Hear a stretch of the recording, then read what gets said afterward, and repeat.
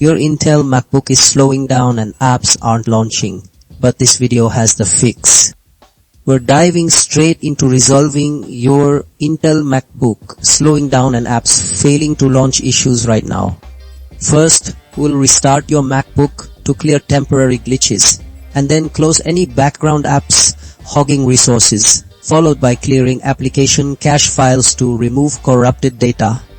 Next, we'll delete old temporary files and empty your trash bin to free up space. Then ensure all installed apps are updated and check for critical macOS updates.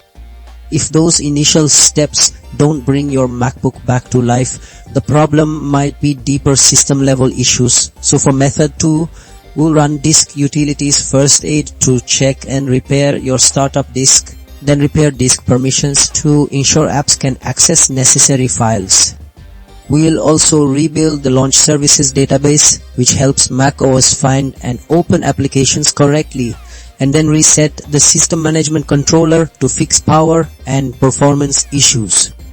If your apps are still not launching, method 3 involves uninstalling any problematic applications and then reinstalling those that failed, followed by starting your MacBook in safe mode to isolate the issue, and finally performing a clean macOS install as a last resort.